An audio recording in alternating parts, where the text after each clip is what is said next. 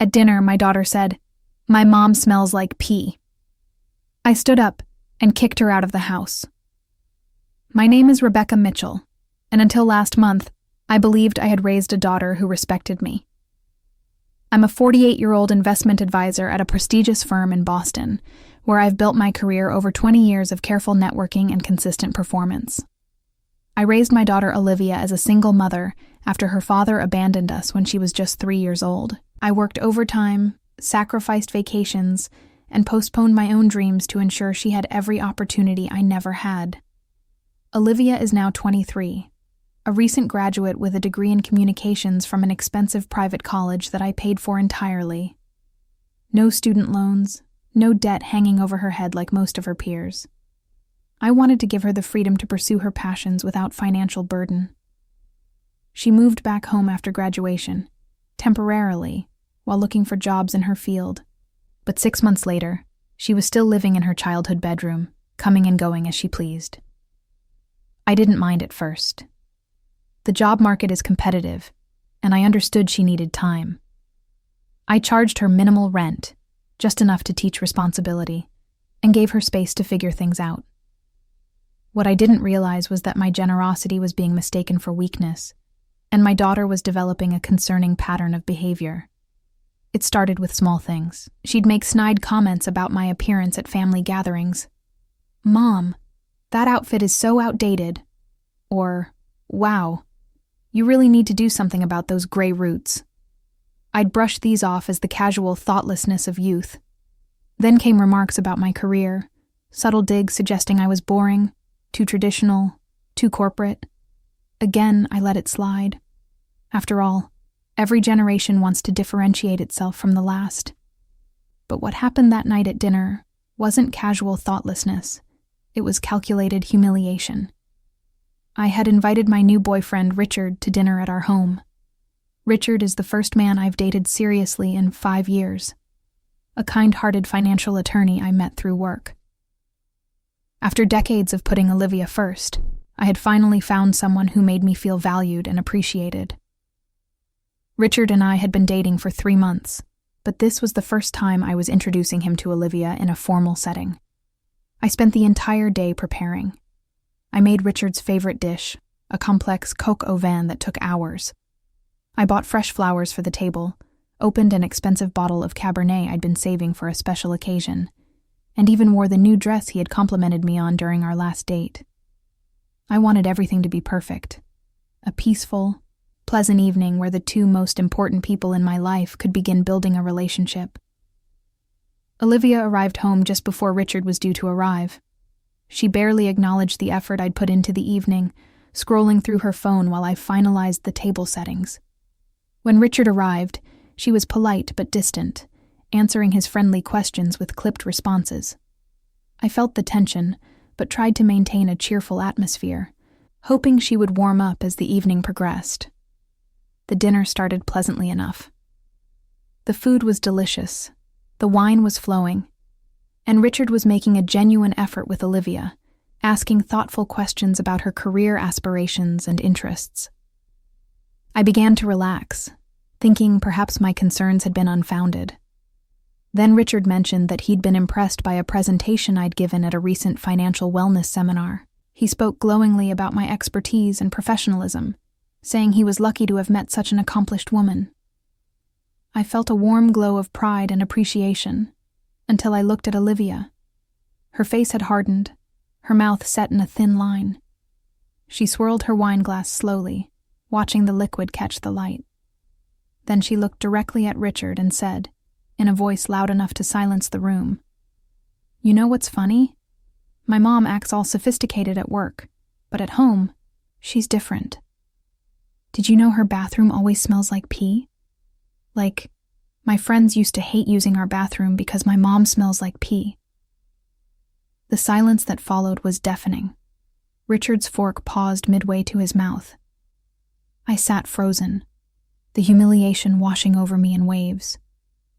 23 years of sacrifices, of putting her needs before my own, of building a life and home for us, reduced to a cruel, childish insult designed to embarrass me in front of the first man I'd cared about in years.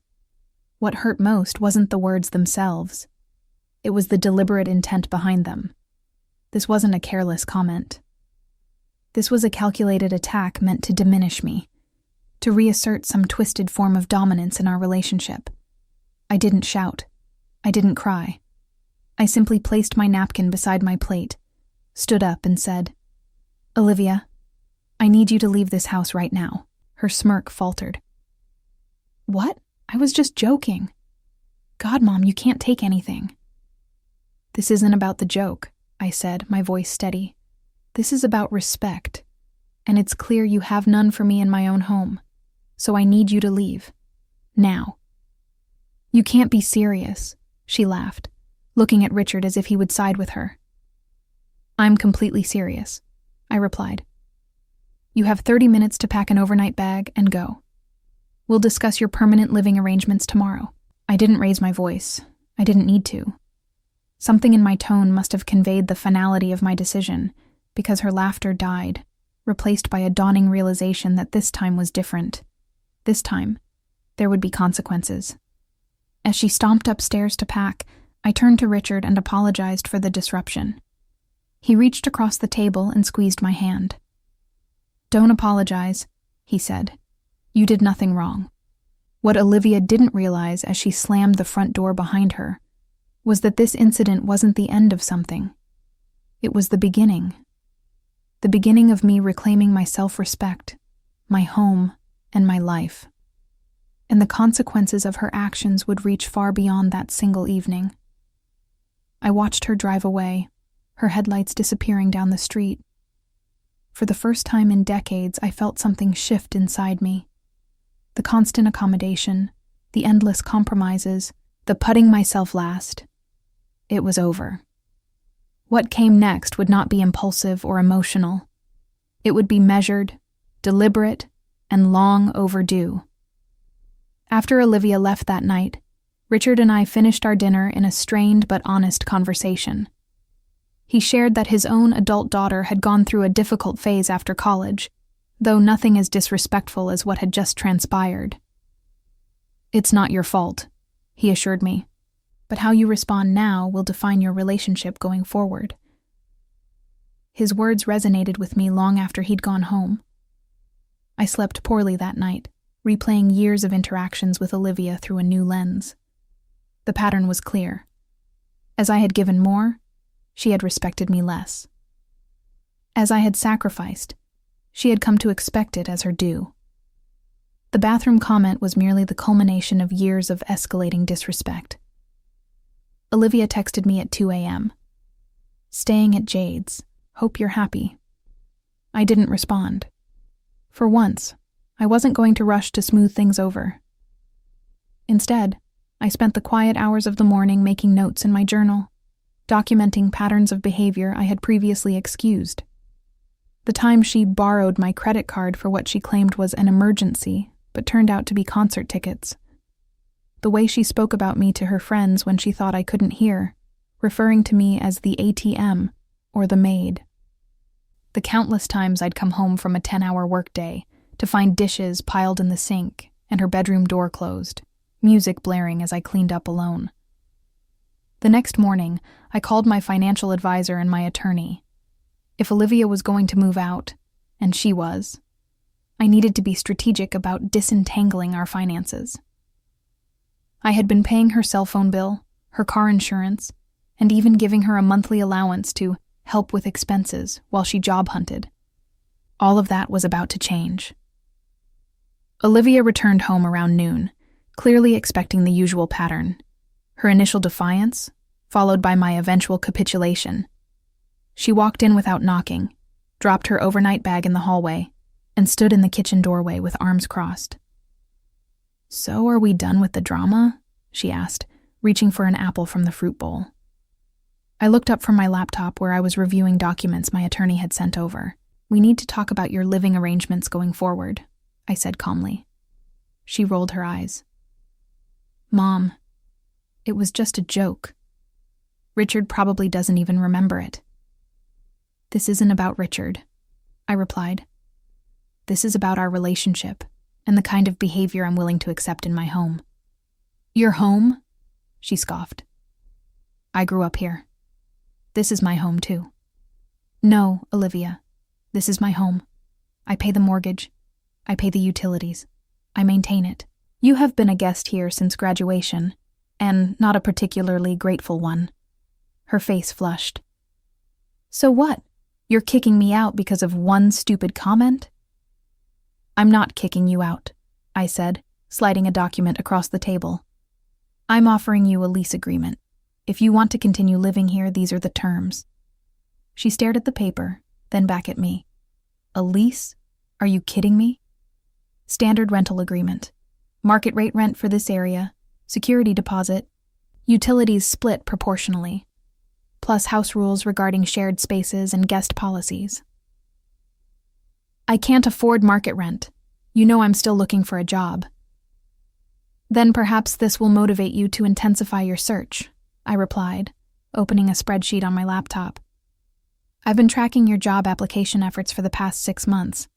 You've applied to exactly 9 positions, despite telling me you submit applications daily. That's approximately 1 application every 3 weeks. Her mouth opened and closed, no sound emerging. She hadn't realized I'd been monitoring the situation so closely. How did you...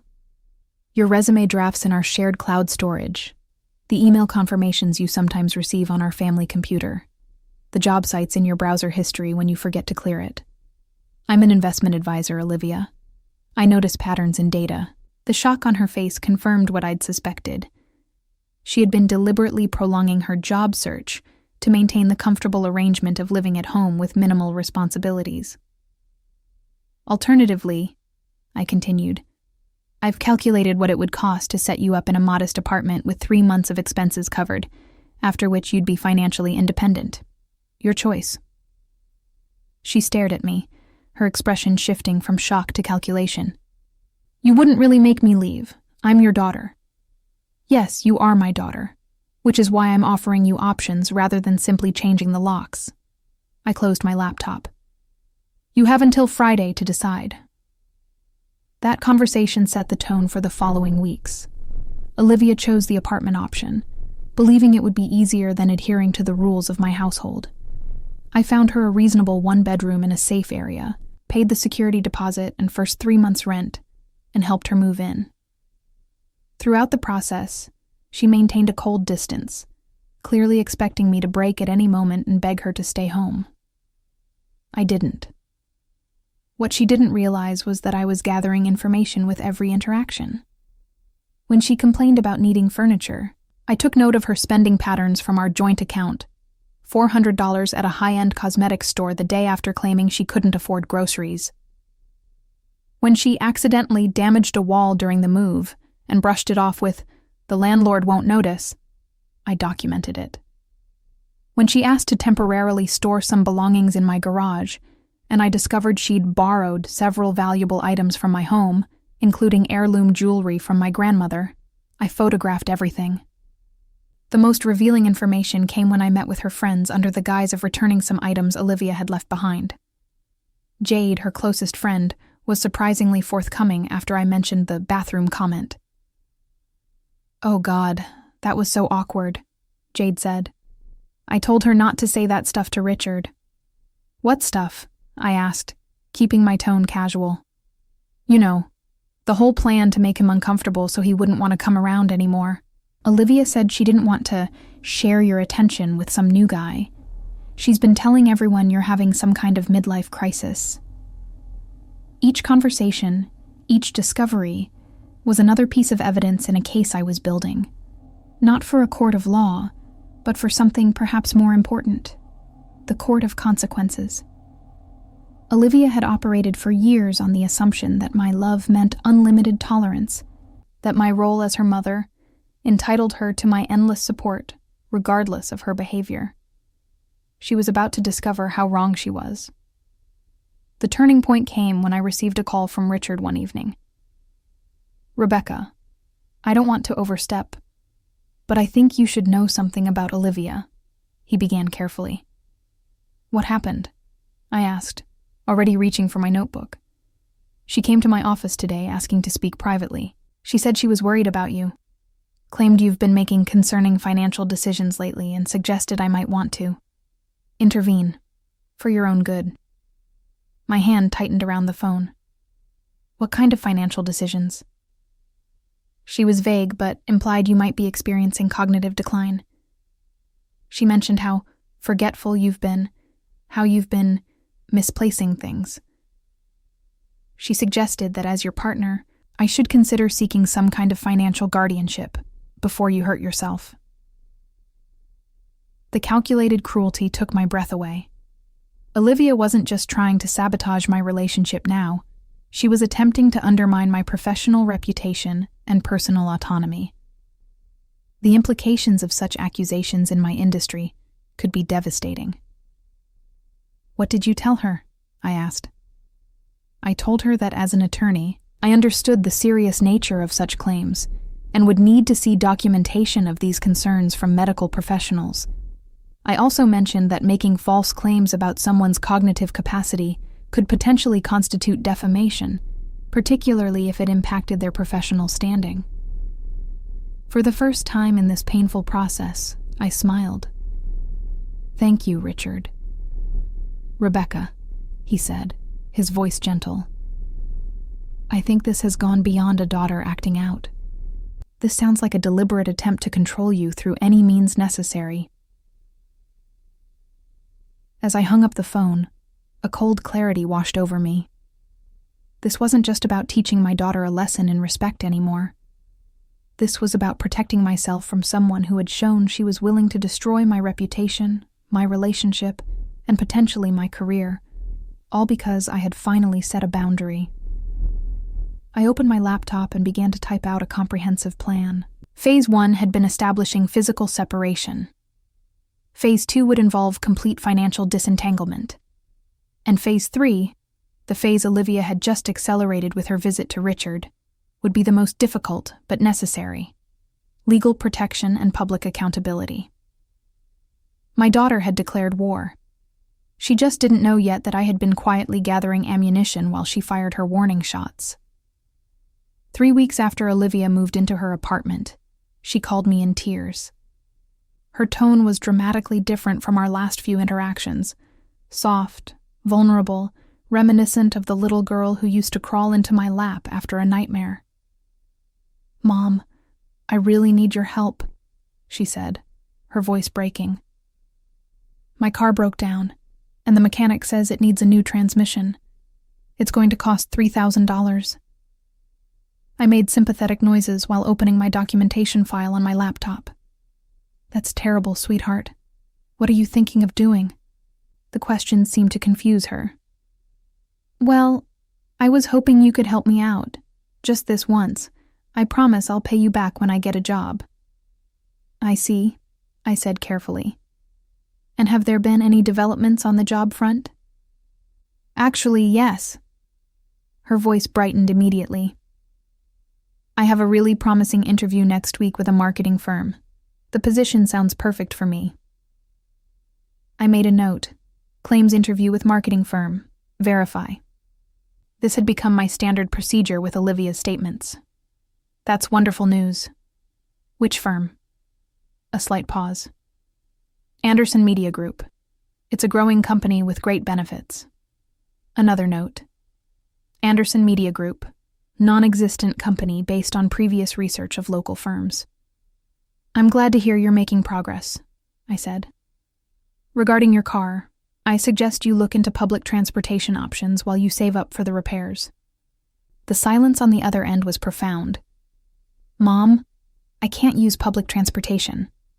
My apartment is nowhere near a good bus line, and I need my car for interviews. I understand it's challenging, I replied. But as we discussed, you're financially independent now. This is one of those adult problems we all face at some point. Her breathing changed, becoming shallow and quick. I can't believe you're doing this to me. After everything. Doing what, exactly? Abandoning me when I need help, she burst out. You have plenty of money. You're just punishing me for that stupid comment at dinner. It was a joke. I took a deep breath. Olivia, this isn't punishment. This is the natural consequence of independence. You wanted your own place and your own life. That includes handling your own financial emergencies. Fine, she snapped, her vulnerable facade evaporating. I'll remember this the next time you need something from me. The call ended abruptly. I finished my notes and closed the file. Within 20 minutes, my phone buzzed with a notification. A $4,000 charge attempt on my credit card at a high-end electronics store. A card I had foolishly allowed Olivia to have as an authorized user for emergencies and had not yet canceled. I declined the transaction and immediately called to cancel the card. When the customer service representative asked if I wanted to report fraud, I paused. The legal implications of filing a fraud report against my own daughter were significant. Instead, I asked them to note that the authorized user was being removed due to unauthorized use attempts. That evening, I received a barrage of texts from Olivia. Thanks for embarrassing me at the store. I was going to sell the laptop to pay for my car. You're ruining my life. I'm telling Grandma how you're treating me. I didn't respond to any of them. Instead, I called my mother and explained the situation before Olivia could present her version. Mom, a retired school principal with a backbone of steel, listened carefully. She's been calling me for money too, Mom admitted. Small amounts at first, then larger. I gave her $100 last week for groceries because she said you'd cut her off completely and she was starving. And did you believe her? I asked. A soft chuckle. Rebecca, I raised you. I know how generous you are. But I played along because I wanted to see how far she would go. The next day, she posted pictures of a new designer handbag on Instagram. We agreed on a unified approach to Olivia's manipulation attempts. No more money from either of us, without verification and accountability. Mom suggested a family meeting to clear the air, but I knew we weren't ready for that yet. Olivia was still testing boundaries, still believing she could wear us down. The defining moment came 3 days later, when I arrived home from work to find my front door unlocked and slightly ajar. A cold dread filled me as I cautiously entered my own home. Nothing seemed disturbed in the entryway or living room, but as I moved toward my home office, I heard the soft sounds of drawers opening and closing. I stepped quietly to the doorway and found Olivia rifling through my desk. My personal financial documents spread across the surface. She hadn't heard me approach. I stood silently, watching as my daughter, the person I had loved and protected for 23 years, searched methodically through my private papers. She had a small digital camera and was photographing documents. My investment statements, property tax records, and most alarmingly, the estate planning paperwork I'd recently updated with my attorney. Looking for something specific? I asked, my voice deadly quiet. She jumped, papers scattering. Mom, I was just looking for my birth certificate. I need it for job applications. The lie was so transparent it almost made me laugh.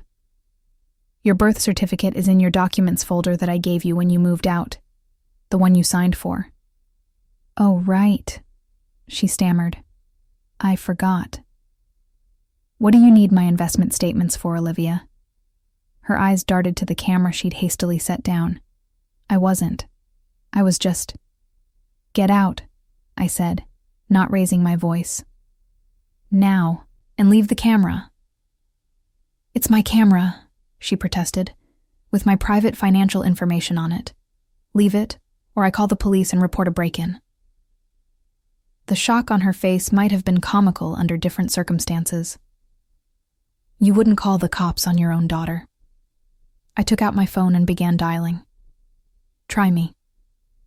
She must have seen something in my eyes, some fundamental shift that told her this wasn't a bluff, because she backed away from the desk, hands raised. Fine. Take it. I don't care. I was just trying to figure out why you've changed so much. Why you're suddenly acting like I'm some stranger instead of your daughter. My daughter wouldn't break into my house and photograph my private documents, I replied. My daughter wouldn't try to convince my partner I'm experiencing cognitive decline. My daughter wouldn't attempt credit card fraud after being denied a loan. Her face paled.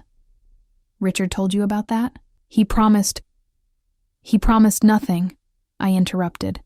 He's an ethical person who recognized a manipulation attempt. Unlike you, he understands what loyalty means. She snatched her purse from the desk. You're choosing him over me. Your own daughter. No, Olivia. I'm choosing myself. For the first time in 23 years, I'm prioritizing my own well-being. And right now, that means removing toxic influences from my life, even if that toxic influence happens to be my child. As she stormed toward the door, I added, I've changed the locks, and I'm installing a security system tomorrow. Don't come back unless you're invited.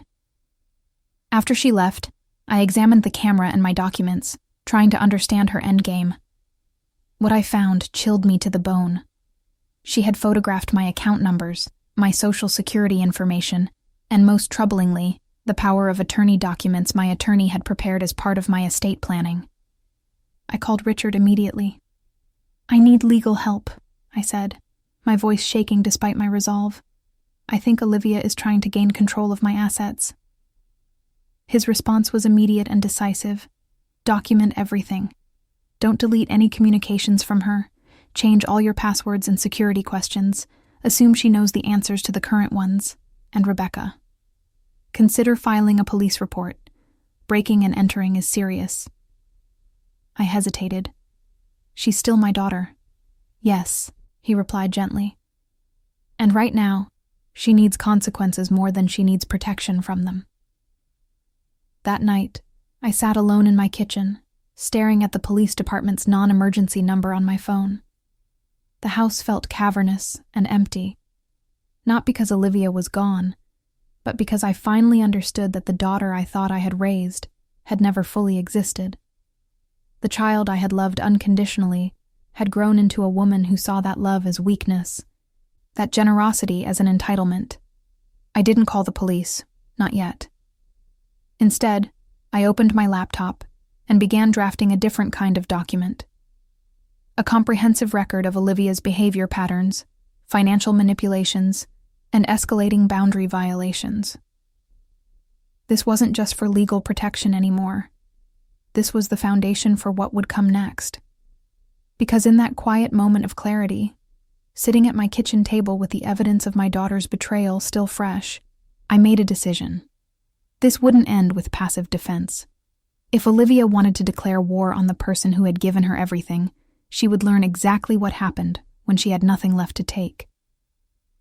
The next morning, I contacted my bank, investment firms, and credit bureaus to place a security freeze on all my accounts. I provided them with copies of the photos Olivia had taken of my documents as evidence of potential identity theft risk. The customer service representative at my bank was particularly alarmed. Ms. Mitchell, these are serious security breaches, she said. Have you filed a police report? Not yet, I replied. It's complicated. The person who took these photos is my daughter. A brief silence. I understand this must be difficult, but we strongly recommend filing a report. Without it, your protection options are limited if she attempts to use this information. I thanked her and promised to consider it. After hanging up, I pulled out the notebook where I'd been documenting everything and added this conversation to the timeline. The notebook was getting thick, a comprehensive record of Olivia's actions and my responses. A story told in dates, times, and irrefutable facts rather than emotional reactions. Richard had been right about not deleting communications. The text messages Olivia sent after the break-in incident were particularly revealing. You're overreacting about the documents. I just needed to understand your finances since you're being so weird lately. If you'd just help me like a normal mother, I wouldn't have to take matters into my own hands. Maybe I should tell people at your firm how you're treating me. Wonder what your clients would think of their trusted advisor abandoning her own daughter. Each message was a gift, evidence of her thought processes and tactics. I saved them all, creating backup copies in multiple locations. My next step required careful timing. I scheduled a meeting with the managing partner at my firm, Harold Weinstein, a shrewd businessman who had mentored me for years. "Rebecca, what's so urgent?" he asked as I closed his office door. "Harold, I need to make you aware of a personal situation that could potentially impact the firm," I began, sliding a folder across his desk. "My daughter has been exhibiting concerning behavior. I have reason to believe she may attempt to contact the firm or our clients with false claims about my conduct or capacity." His eyebrows rose as he scanned the documents, copies of the photographed financial statements, screenshots of her texts, and a concise timeline of events. "I'm handling this situation privately," I continued, "but given her most recent threat to contact the firm, I felt it prudent to provide advance warning." Harold nodded slowly. "I appreciate your transparency, Rebecca. What exactly do you think she might allege?" "Based on what she told my partner, she may claim I'm experiencing cognitive decline or making irrational financial decisions. She might position herself as a concerned daughter trying to protect me, and by extension, our client's interests." He frowned. "That's a serious accusation in our industry. Precisely why I'm coming to you first. I wanted you to have the full context before any such claims might emerge." By the time I left Harold's office, we had a protocol in place. Any contact from Olivia would be documented and reported to me immediately. Harold would also speak to our legal team about protective measures for the firm. On my way out, I passed Charlotte from HR, which gave me an idea. I doubled back and knocked on her door. "Rebecca, what can I do for you?" she asked brightly. "Charlotte, I'd like to schedule a cognitive assessment with our health insurance provider," I said, "preferably with a neuropsychologist who specializes in executive function." Her expression shifted to concern. "Are you experiencing symptoms that worry you?" "Not at all," I assured her. "But there have been some family concerns raised, and I'd prefer to have objective documentation of my cognitive status." 2 days later, I underwent a comprehensive cognitive assessment. The neuropsychologist, Dr. Patel, was thorough and professional. After 3 hours of testing, she reviewed the results with me. "Ms. Mitchell, your cognitive function is not just normal for your age, it's exceptional," she said. "Your executive function, memory, and problem-solving skills are all in the superior range. I see absolutely no areas of concern." I requested formal documentation of the results, explaining my situation briefly. Dr. Patel's expression hardened. "Unfortunately, I see this more often than you might think," she said. "Adult children attempting to gain control of a parent's assets by questioning their competence. I'll provide detailed documentation that would stand up to any legal scrutiny." With my professional reputation secured, I turned my attention to Olivia's living situation. The 3 months of rent I had paid in advance would expire in approximately 6 weeks. I needed to understand exactly what would happen when that deadline arrived. I made an appointment with her landlord, explaining that I was the guarantor on her lease, but would not be renewing that role. The property manager, Mr. Diaz, checked his records. "Actually, Ms. Mitchell, you're not just the guarantor. You're listed as the tenant, with your daughter as an occupant." I stared at him. "That's not possible. I never signed a lease in my name." He turned his computer monitor toward me, showing me the digital lease document, with what appeared to be my electronic signature. "I never signed this," I said, my voice tight. This signature was forged. Mr. Diaz's expression shifted from confusion to concern. "That's a serious allegation. Do you want to file a formal fraud complaint with our corporate office?" Did I? This was the moment that had been building since the night of the dinner party. The crossroads between protection and prosecution. Between keeping Olivia's behavior private and making it a matter of legal record. I took a deep breath. "Yes. Please provide me with the fraud reporting forms." As I filled out the documents, providing sample signatures and copies of my identification, I felt a strange calm settle over me.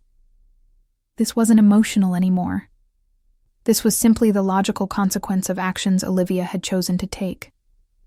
When I finished, Mr. Diaz asked, "What about the current arrangement? Do you want us to begin eviction proceedings?" "No," I replied.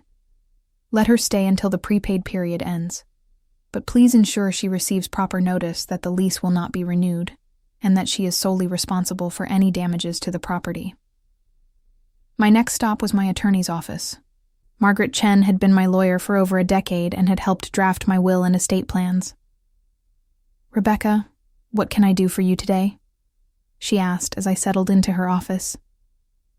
"I need to make some changes to my estate documents," I said, placing my notebook on her desk. "And I need advice on how to protect myself legally from my daughter." Margaret's eyebrows rose, but she didn't comment as I outlined the situation.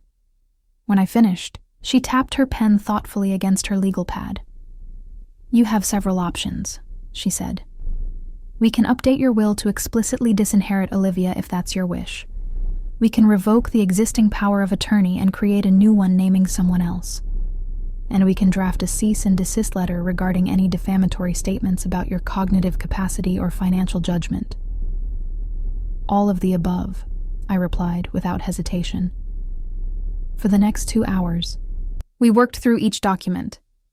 I named Richard as my healthcare proxy and financial power of attorney, with my mother as the backup. We drafted a new will that left Olivia only a token inheritance, enough to make it difficult to contest, but nothing close to what she would have received previously. And we crafted a precisely worded cease and desist letter that outlined the potential legal consequences if she continued her current course of action. "Do you want me to send the letter now?" Margaret asked when we finished. I considered the timing. "Not yet. There's one more piece that needs to fall into place." That piece was the family gathering scheduled for the following weekend, my mother's 70th birthday celebration. Olivia had confirmed her attendance, unaware that I had been systematically speaking with every family member who would be there, providing them with carefully selected information about the situation. I hadn't shared everything, only enough for them to understand that there were serious problems between us, that it wasn't a simple mother-daughter spat, and that they should be cautious about any financial requests from Olivia. I wanted witnesses for what would come next, but I didn't want to unnecessarily damage Olivia's relationship with the entire family. The day before the celebration, I received a call from the fraud department at my bank. "Ms. Mitchell, we're contacting you regarding an attempted wire transfer from your account," the security specialist explained. "Someone tried to transfer $50,000 to an account at First National Bank using your online credentials. Our system flagged it as suspicious because it doesn't match your usual transaction patterns." My hand tightened around the phone. I didn't authorize any wire transfer. That's what we suspected. The attempt was made from an IP address in Boston that doesn't match your usual login locations. We've blocked the transaction and frozen your online access temporarily for security purposes. After answering their security questions and establishing new credentials, I asked, "Can you tell me the name on the receiving account?" The destination account belongs to Olivia Mitchell. The final piece of evidence I needed had just fallen into my lap, not through my own efforts, but through Olivia's escalating desperation. She had moved from photographing documents to actual theft attempts. The line between family conflict and criminal activity had been irrevocably crossed. I called Margaret immediately. "Send the cease and desist letter today," I instructed, "and I need to speak with someone about filing a police report for identity theft and wire fraud." As I hung up, I felt no anger, no grief, not even disappointment.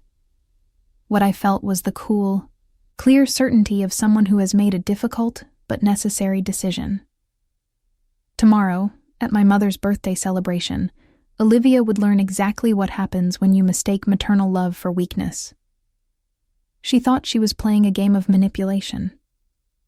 She was about to discover it had been chess all along, and I was several moves ahead.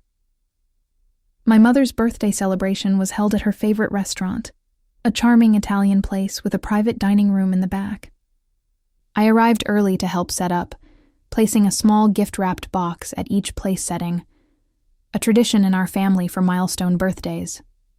Each guest would bring a small token gift to be opened during dessert. As family members began to arrive, I greeted them warmly, maintaining a composed demeanor despite the knot of tension in my stomach. Richard arrived promptly, squeezing my hand in silent support. My cousin Elaine, who had always been close to both me and Olivia, gave me a questioning look as she hugged me, but said nothing about the situation. Olivia arrived 45 minutes late, making an entrance that drew all eyes. She was overdressed for the occasion in an expensive-looking outfit I'd never seen before, complete with new jewelry that caught the light as she moved. She greeted my mother effusively, presenting her with an elaborately wrapped gift that was significantly larger than the small token presents the rest of us had brought. "Sorry I'm late, Grandma," she said loudly.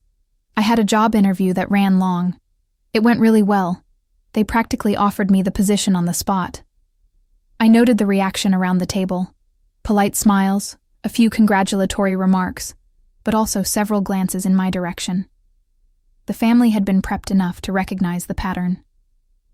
Olivia took the empty seat across from me, acknowledging my presence with a cool, "Hi, Mom," before turning to engage my aunt in animated conversation about her promising career prospects. I simply smiled and continued my discussion with my uncle about his recent retirement. The meal progressed pleasantly enough, with Olivia performing the role of devoted granddaughter and successful young professional. She was charming, attentive to my mother, and strategically avoided addressing me directly. Anyone who didn't know the situation might have thought everything was normal. As dessert was served, my mother began the tradition of opening the small gifts at each place setting, expressing delight at each thoughtful token. When she reached the small box I had placed at Olivia's setting, my daughter picked it up with a curious smile. "This is heavier than it looks," she remarked, shaking it slightly before unwrapping it. Inside the elegantly wrapped box was a small brass key on a simple keychain, along with a folded document. Olivia looked confused. "What's this?" she asked, holding up the key. "It's a safety deposit box key," I said, keeping my voice even. "The documents inside contain evidence of wire fraud, identity theft, and forgery that occurred over the past month. I thought you might want access to it before the police do." The table went silent. Olivia's face drained of color. "What are you talking about?" she asked, her voice suddenly thin. "The wire transfer you attempted from my account 2 days ago. The lease you signed in my name. The credit card charges you made after I removed you as an authorized user. It's all documented in that safety deposit box, along with copies of text messages, photos of my financial documents taken without consent, and witness statements." I nodded toward the folded paper.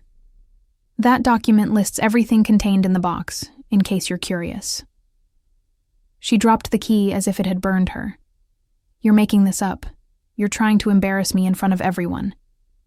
"I have no reason to make anything up, Olivia. The evidence speaks for itself." I turned to address the table.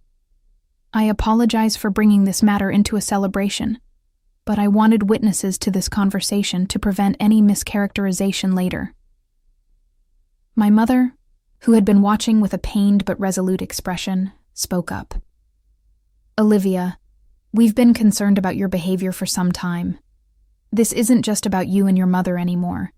You've involved the entire family with your manipulations." Olivia's eyes widened as she looked around the table, seeing not the sympathetic allies she'd expected, but a unified front of concerned family members. "You've all been talking about me behind my back? Turning everyone against me?" "No one has been turned against you," Richard said quietly. "But your actions have consequences." She rounded on him furiously. "This is all because of you. Ever since you started dating my mother, she's changed. She used to love me unconditionally." "I still love you, Olivia," I said. "That hasn't changed. What's changed is my willingness to enable destructive behavior." "Destructive?" she scoffed. "Because I made one stupid joke at dinner? My cousin Elaine, who had remained silent until now, leaned forward. Olivia, you asked me to lie for you last week. You called asking me to tell your mother I was with you looking at apartments when you were actually on a weekend trip to New York. I've never lied to Rebecca, and I wasn't going to start. And you asked me for $3,000 for emergency dental work, my uncle added, the same day you posted pictures of your new designer purse. Olivia's face flushed with anger and embarrassment as she realized that her network of manipulation had collapsed entirely. So what now? She demanded, turning back to me. You're going to have me arrested? Your own daughter? That depends entirely on you, I replied, removing an envelope from my purse and placing it on the table. This contains 3 things: a formal agreement to cease all attempts to access my financial accounts or misrepresent my cognitive state, documentation of the current debt you owe me, and a structured repayment plan that includes financial counseling requirements. I slid the envelope toward her. If you sign this agreement today, I will not file criminal charges for the fraud attempts. The safety deposit box contents will remain sealed unless you violate the terms. This is the only opportunity I'll offer for resolution without legal consequences. She stared at the envelope, then at me, disbelief written across her features. You expect me to sign this? Here? Now? Yes, I said simply. Because everyone at this table is a witness to what's been offered and what's at stake. And if I refuse, then I'll file the police report tomorrow morning, and the investigation will proceed from there. Your choice. The entire table watched as Olivia's facade cracked completely. The sophisticated young professional vanished, replaced by the tantrum-throwing child I'd glimpsed with increasing frequency in recent years. "This is bullshit!" she shouted, shoving her chair back. "You can't force me to sign anything, and you wouldn't really press charges against your own daughter. You're bluffing." I met her gaze steadily. I filed fraud reports with the credit card company, the bank, and your apartment complex yesterday. The police report is drafted and ready for submission. I'm not bluffing, Olivia. I'm giving you one chance to handle this privately. Private?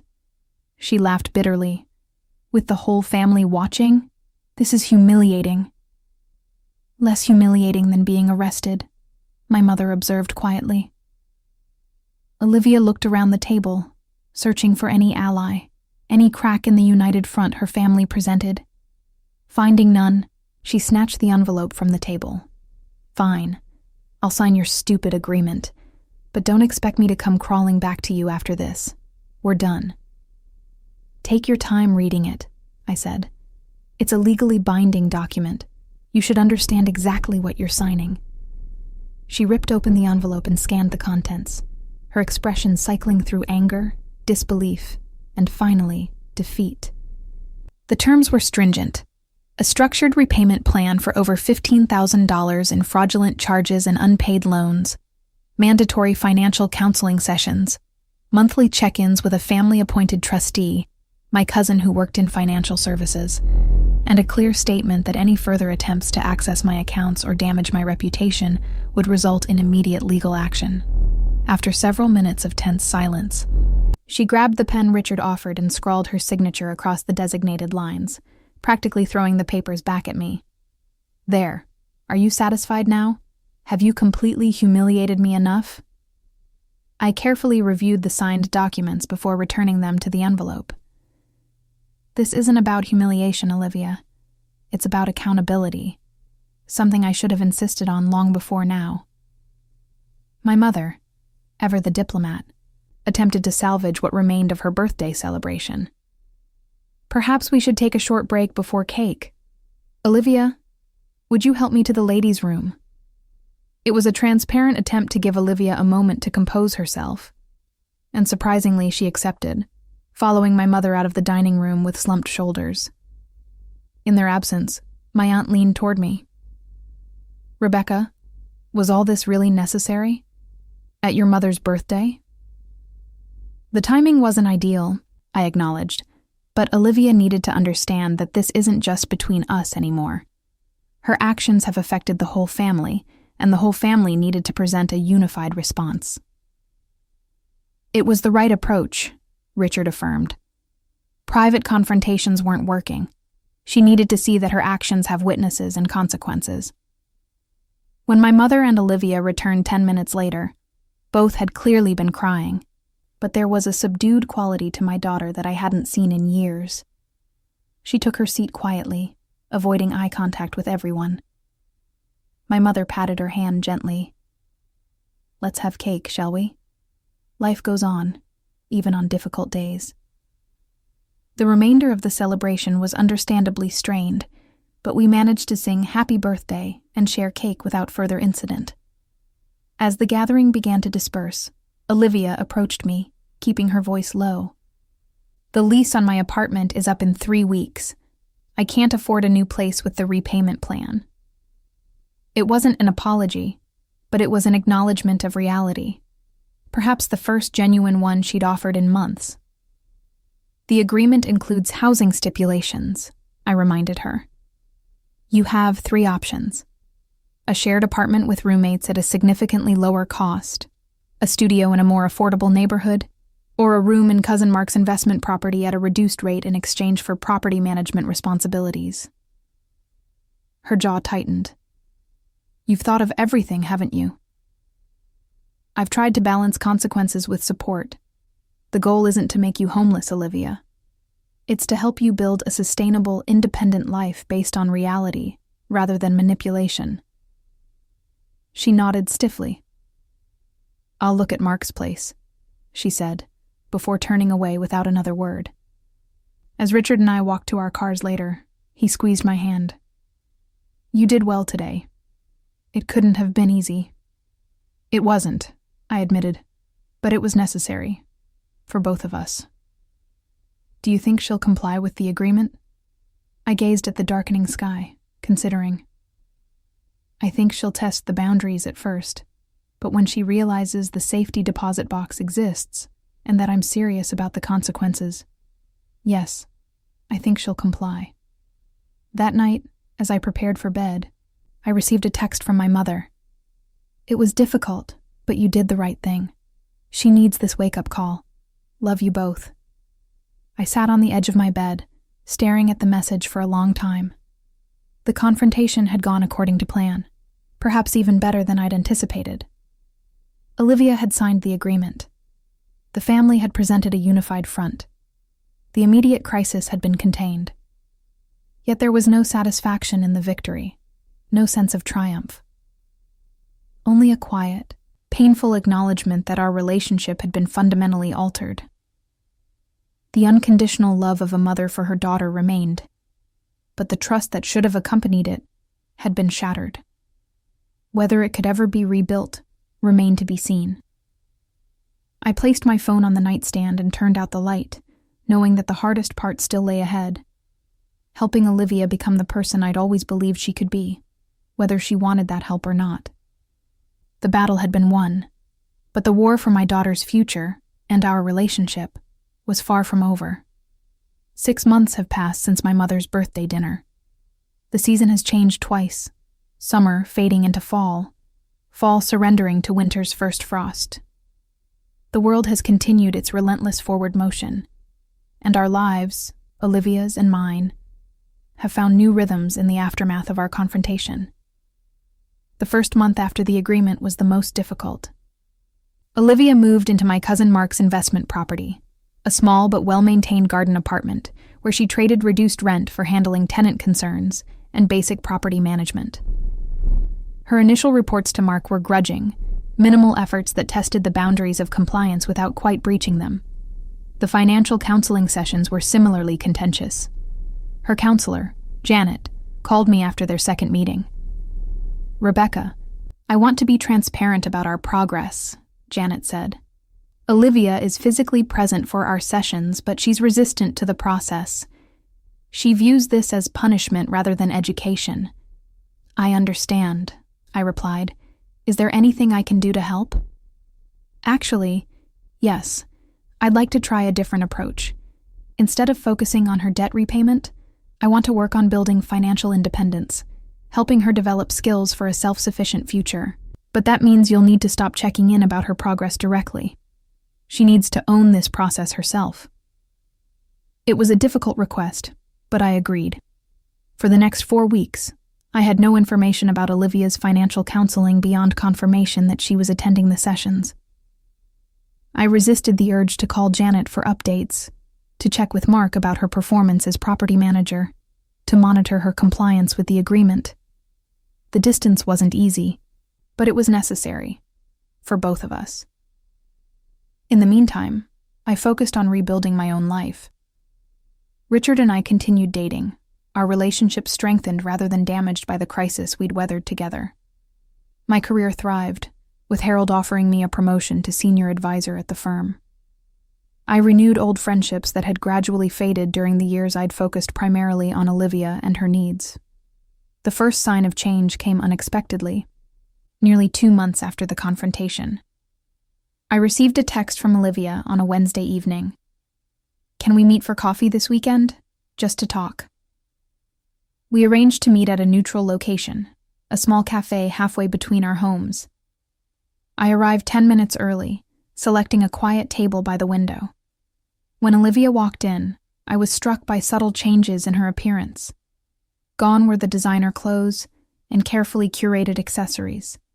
She was dressed simply in jeans and a sweater, her hair pulled back in a practical ponytail. She looked younger somehow, less like the sophisticated persona she'd been projecting, and more like herself. "Thanks for meeting me," she said as she sat down, her voice lacking its usual defensive edge. "Of course," I replied. "How are you doing?" She considered the question seriously before answering. "I'm okay. Not great, but better than I was." We ordered coffee, and for several minutes engaged in careful small talk. The weather, a new film she'd seen, my mother's upcoming trip to visit her sister. The conversation was stilted but civil, lacking the undercurrent of hostility that had characterized our recent interactions. Finally, she set down her cup and met my gaze directly. "I've been thinking a lot about what happened, about the things I did." I nodded, but remained silent, giving her space to continue. "Janet, my counselor, she's been helping me understand some patterns, about why I felt entitled to your support, why I got so angry when you started setting boundaries." She twisted her napkin between her fingers. "She thinks I have some issues with control and validation, that I've been trying to fill something missing inside me by manipulating situations and people." It was the most self-aware statement I'd heard from my daughter in years. I chose my response carefully. "What do you think about that assessment?" "I think she's right," Olivia admitted, her voice barely above a whisper. "And I think I've been treating you terribly." It wasn't a full apology, but it was a beginning, a crack in the wall of denial she'd built around her behavior. We spoke for nearly 2 hours that day, not solving everything, but establishing a fragile foundation for communication. When we parted, she hesitated before quickly hugging me, our first physical contact in months. "I'd like to try again," she said. "If you're willing." "I am," I replied, "but it will be different this time." She nodded. "I know." Progress after that was neither linear nor swift, but it was progress nonetheless. Olivia completed her financial counseling program, and to my surprise, enrolled in a follow-up course focused on building long-term financial stability. She began making her repayment installments consistently, sometimes adding small additional amounts with notes like extra from overtime or bonus from work. The job she eventually found wasn't in marketing as she'd originally claimed to want, but as an administrative assistant at a local community college. It wasn't glamorous, but it offered stability, benefits, and tuition reimbursement for employees pursuing further education. After 3 months, she enrolled in an evening course in business administration. "It's not exciting," she told me during one of our now regular coffee meetings, "but it's teaching me practical skills. And my supervisor says there might be a pathway to advancement if I complete the certificate program." Our relationship remained a work in progress. There were setbacks, a heated argument when I declined to co-sign for a car loan, a week of silence when I missed one of our scheduled meetings due to work commitments. But these incidents became less frequent, less intense, and were increasingly followed by reflection rather than escalation. 4 months after the confrontation, Olivia asked if she could join me for Christmas dinner at my home. It would be our first holiday together since the rift, and I approached it with cautious optimism. Richard would be there, as would my mother and a few close friends. "Are you sure you're comfortable with that?" I asked. "Richard will be hosting with me." "I know," she said. "I owe him an apology. I've owed him one for a long time." Christmas dinner was a small, quiet affair. Olivia arrived exactly on time, bearing a homemade dessert and modest gifts for everyone. When Richard opened the door, I watched from the kitchen as she spoke to him quietly, her expression earnest. He listened attentively, then nodded and briefly squeezed her shoulder before leading her inside. She apologized, he told me later that night after everyone had gone. Sincerely, I think. Said she'd been threatened by our relationship and had behaved terribly as a result. "And what did you say?" I asked. I told her that I understood feeling protective of her mother, but that there are constructive and destructive ways to express concern, and that I hoped we could start fresh in the new year. That fresh start extended beyond her relationship with Richard. As winter deepened, Olivia began reconstructing her relationships with other family members. She called my mother weekly, volunteered to help my aunt with a charity project, and even reached out to the cousins whose trust she had abused, offering genuine apologies without excuses. Not everyone was immediately receptive. Trust, once broken, requires time and consistency to rebuild. But doors that had seemed permanently closed began to crack open once again. Yesterday marked exactly 6 months since the confrontation at my mother's birthday dinner. Olivia asked if she could stop by my house to discuss something important. When she arrived, she handed me a sealed envelope. "What's this?" I asked. "The final payment," she said. I picked up some weekend shifts at the campus events office. Between that and cutting back on expenses, I managed to pay off the rest of what I owed ahead of schedule. I opened the envelope and found not only a check for the remaining balance, but a handwritten letter.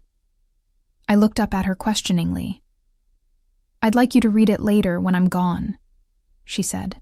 "It's everything I've been trying to say, but haven't found the right words for." After she left, I sat in my living room and read my daughter's letter. It was 3 pages long, a detailed, unflinching acknowledgement of her behavior, the pain she'd caused, and her ongoing commitment to change. The final paragraph brought unexpected tears to my eyes. "I understand now that love isn't the same as indulgence, and that setting boundaries isn't the same as withdrawal of love. You never stopped being my mother during this difficult time. You just stopped enabling behavior that was hurting both of us. I'm still learning, still making mistakes, but I'm trying to become someone who deserves the kind of love you've always given me. Not because it's owed to me, but because I've earned it through my actions and choices. Thank you for caring enough to hold me accountable when it would have been easier to give in. I hope one day to make you truly proud. It wasn't a fairy tale ending. There would be more challenges ahead, more difficult conversations, more moments when old patterns threatened to resurface. The damage done to our relationship couldn't be erased by a single letter or 6 months of improved behavior. But it was a genuine beginning, not of our old relationship, but of something new, something healthier, more balanced, and ultimately more sustainable. A relationship between 2 adults rather than between an entitled child and a perpetual caregiver.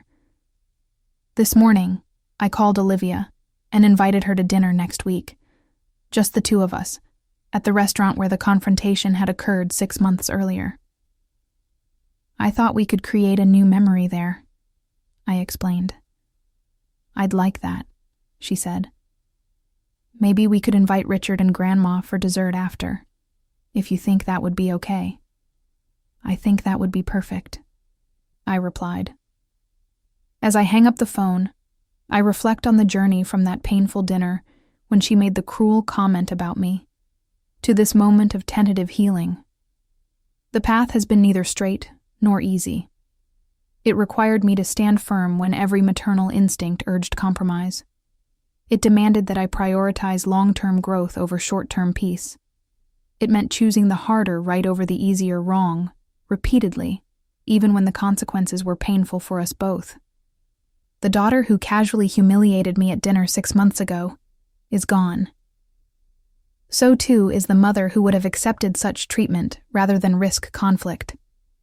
In their place are 2 women still finding their way toward a new relationship, one built on mutual respect rather than obligation, on boundaries rather than exploitation, on earned trust rather than assumed entitlement.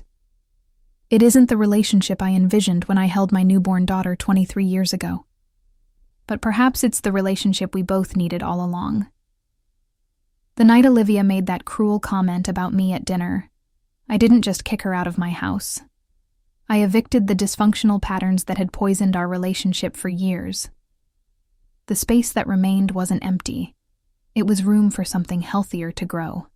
Something that, with patience and perseverance, might eventually bloom into the kind of bond that enriches both our lives, rather than diminishing them. And that, I've come to believe, is the truest expression of maternal love.